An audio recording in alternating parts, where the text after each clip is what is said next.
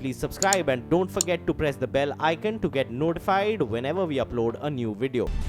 दिल्ली में बीती रात एक पब में पार्टी मनाने गए एक लड़के की चाकू मारकर हत्या करने का मामला सामने आया, जिसमें पुलिस ने आरोपी को गिरफ्तार कर लिया है। पुलिस के मुताबिक आरोपी से चाकू भी बरामद कर लिया गया है।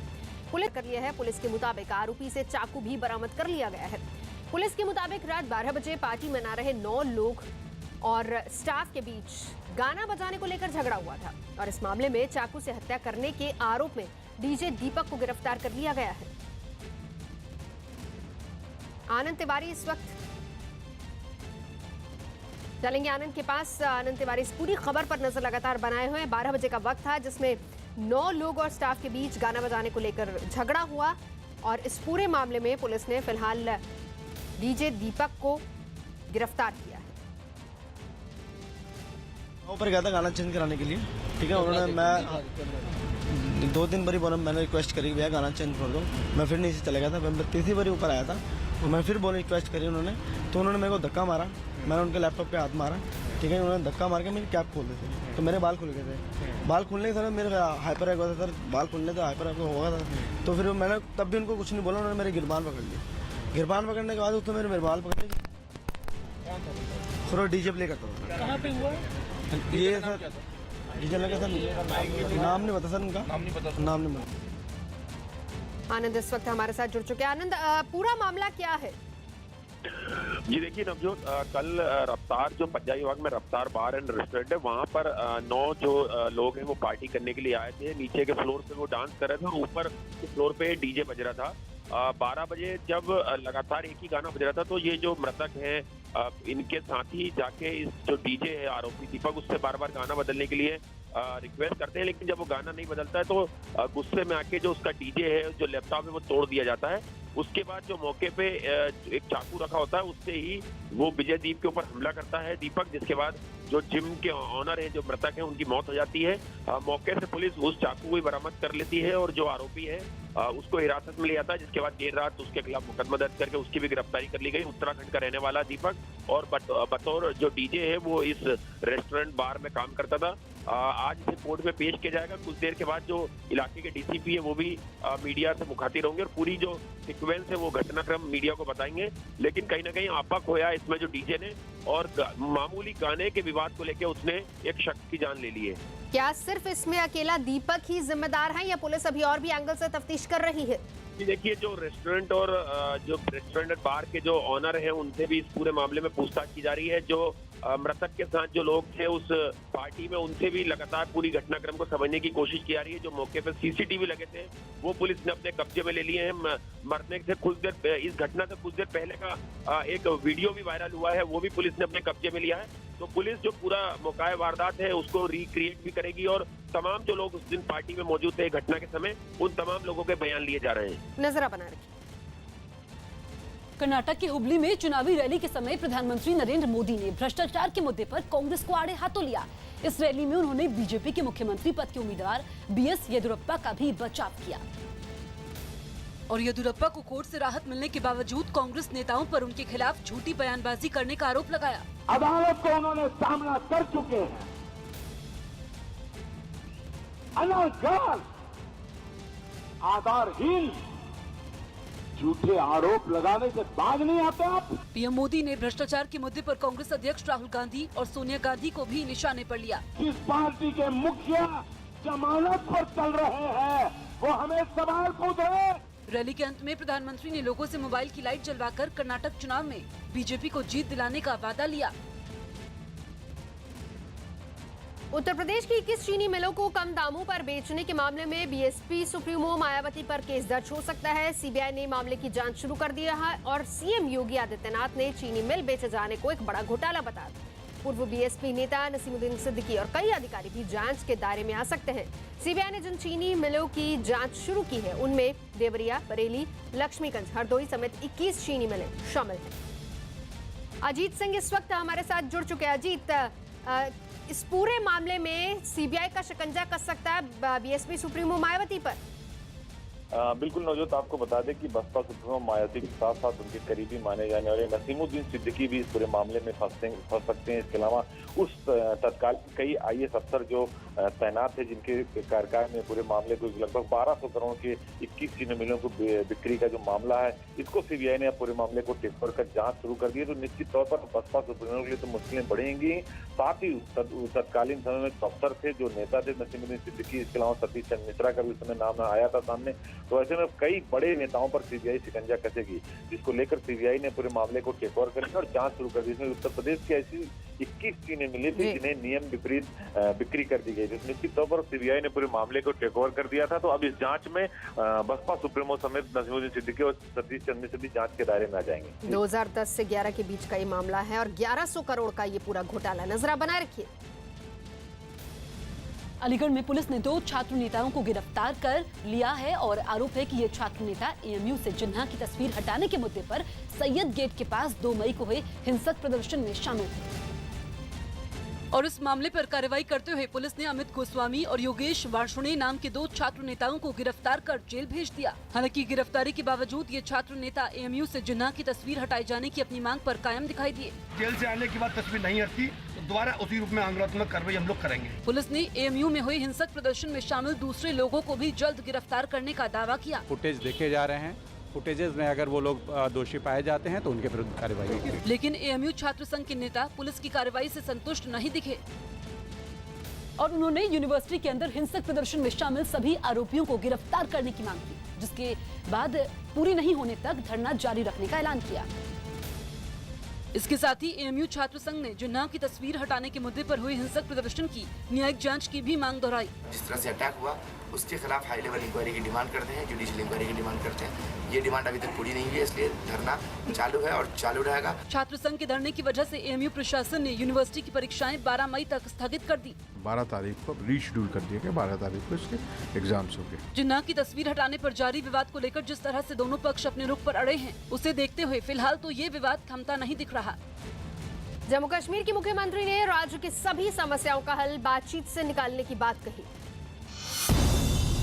जम्मू कश्मीर की मुख्यमंत्री महबूबा मुफ्ती ने शोपियां में एक मुठभेड़ वाली जगह के पास 5 लोगों के मारे जाने पर दुख जाहिर करते हुए सभी मुद्दों को बातचीत के जरिए हल करने पर जोर दिया।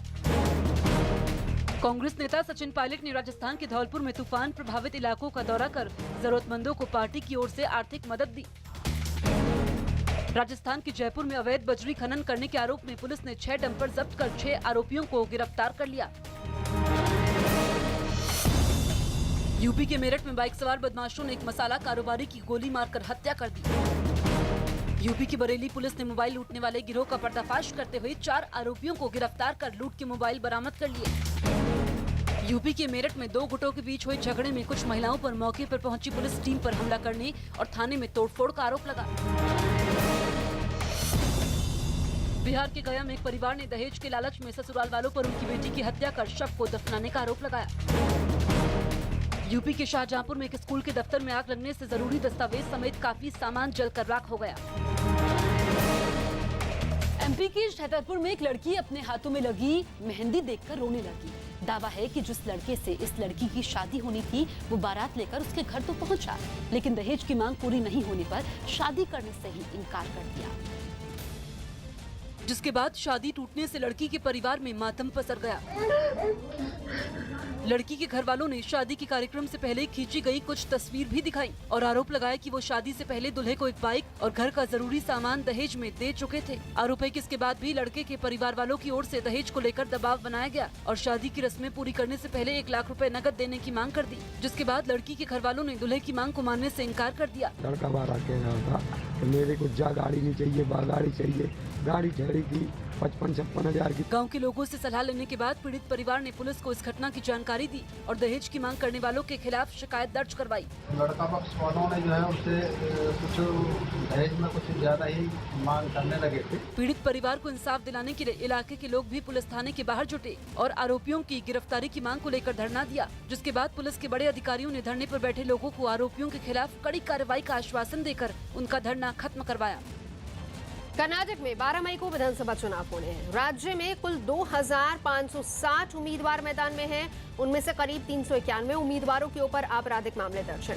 एसोसिएशन फॉर डेमोक्रेटिक रिफॉर्म यानी एडीआर की रिपोर्ट के मुताबिक बीजेपी के 224 उम्मीदवारों में 83 के खिलाफ सबसे ज्यादा आपराधिक मामले दर्ज हैं। यानी बीजेपी ने जिन्हें टिकट दिया है उनमें 37% उम्मीदवार दागी हैं, जबकि कांग्रेस के 220 उम्मीदवारों में 59 यानी कि 27% प्रत्याशी दागी हैं।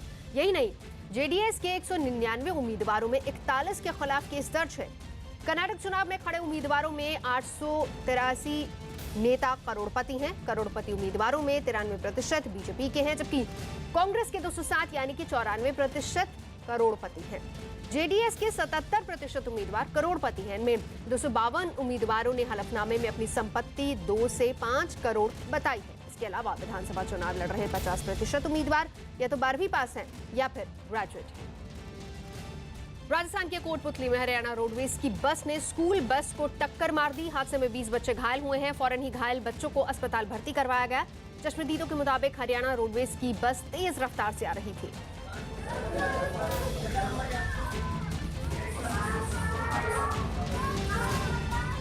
यूपी में मुगलसराय के एक पुलिस स्टेशन में नशे में धुत एक आदमी एक पुलिस वाले के आगे हाथ जोड़कर माफी मांगने लगा। बताया जा रहा है कि छापामारी में जब्त की गई शराब को गाड़ी से उतारने के लिए पुलिस वाले ने इस आदमी के साथ उसके 3 मजदूर साथियों को पुलिस स्टेशन में बुलाया था। लेकिन आरोप है कि पुलिस वालों ने इन मजदूरों को शराब पीने की इजाजत दे दी, जिसके बाद चारों मजदूर शराब के नशे में धुत हो गए और वहां हंगामा करने लगे। इस बीच पुलिस स्टेशन में इन लोगों ने एक दूसरे के साथ मारपीट भी की। नशे में धुत एक आदमी ने दावा किया कि पुलिस के एक अधिकारी ने उन्हें शराब पीने की इजाजत दी थी। तो ये पी लिया तो कुछ न हो। दावा किया जा रहा है कि पुलिस ने इलाके में छापेमारी के समय शराब की 405 पेटियां बरामद की थी, जिन्हें गाड़ी से उतारने के लिए 4 मजदूरों को पुलिस स्टेशन लाया गया। दावा है कि पुलिस सभी मजदूरों को पैसे देने का वादा करके थाने लाई थी। लेकिन आरोप है कि काम होने के बाद पैसे देने से बचने के लिए पुलिस वालों ने उन्हें शराब दे दी और बाद में हंगामा करने पर सभी लोगों को अपनी हिरासत में ले लिया, जिससे चारों मजदूर खफा हो गए और पुलिस पर झूठे आरोपों में मुकदमा बनाने का आरोप लगा दिया। हमको लिया है कि तीन गाड़ी शराब है, तुमको उतारना है, उतार के चली आना है, लेकिन उतरने के बाद हमको फंसा दिया है। पुलिस ने इन आरोपों को गलत बताते हुए दावा किया कि ये सभी लोग छापेमारी के समय गिरफ्तार किए गए थे। कुछ लोग मंडी में दारू पी के घूम रहे थे और वहां हंगामा काट रहे थे, उन्हें पकड़ के लाया गया। पुलिस के बड़े अधिकारियों ने चारों आरोपियों के खिलाफ शराब पीकर हंगामा करने का आरोप लगाया। उनके खिलाफ कड़ी कार्रवाई की बात कही। हालांकि मजदूरों का दावा है कि पुलिस ने खुद को बचाने के लिए उन्हें झूठे मामले में फंसाया। उत्तर प्रदेश के बलिया से बीजेपी विधायक सुरेंद्र सिंह के बयान पर एक बार फिर से विवाद खड़ा हो गया है। ताजा विवाद उनके कांग्रेस अध्यक्ष राहुल गांधी पर दिए गए बयान से पैदा हुआ है। सुरेंद्र सिंह ने राहुल गांधी की रावण से तुलना करते हुए उन्हें रावण का वंशज बता दिया। बीजेपी विधायक सुरेंद्र सिंह ने राहुल गांधी को LKG का बच्चा कहा और प्रधानमंत्री नरेंद्र मोदी को राजनीति का प्रिंसिपल बताया। राम बनाम रावण की लड़ाई का मतलब ईमान बनाम बेईमान, सदाचार बनाम भ्रष्टाचार और अत्याचारी बनाम सदाचारी की लड़ाई है। इसी को हम जो है भगवान बनाम रावण की लड़ाई करते हैं। रावण महाराज राहुल है और क्या है, रावण का वंशज है एकदम शुद्ध रूप से। इसमें कहाँ तो रहा है रावण जो है वो इटली मानसिकता का व्यक्ति रावण का ही परिचय क्यों है और क्या है। उत्तराखंड के रुद्रपुर में बीजेपी विधायक राजकुमार ठुकराल अपने समर्थकों के साथ टोल प्लाजा पर हंगामा करने लगे। उन्होंने हाईवे का काम पूरा किए बिना टोल वसूलने का विरोध किया, जिसके लिए वो अपने समर्थकों के साथ टोल प्लाजा पर पहुंचे और टोल की वसूली बंद करवा दी। टोल कर्मचारियों ने बीजेपी विधायक पर बदसलूकी का भी आरोप लगाया, जिसकी जानकारी के बाद मिलने पहुंची पुलिस की टीम के साथ भी विधायक के समर्थक धक्का मुक्की करते दिखाई दिए। बीजेपी विधायक और उनके समर्थकों ने टोल वसूलने वाली कंपनी के खिलाफ नारेबाजी भी की। विधायक राजकुमार ठुकराल ने हाईवे बनाने वाली कंपनी पर नियमों की अनदेखी का आरोप लगाया। नेशनल हाईवे ने जो गल्फार कंपनी को काम दिया है उसने वास्तव में सारे नियमों की धज्जियां उड़ाई है। प्रशासन के दखल के बाद हाईवे बना रही कंपनी ने जल्द ही अधूरा काम पूरा करने का भरोसा दिया, जिसके बाद विधायक अपने समर्थकों के साथ वहां से निकल गए।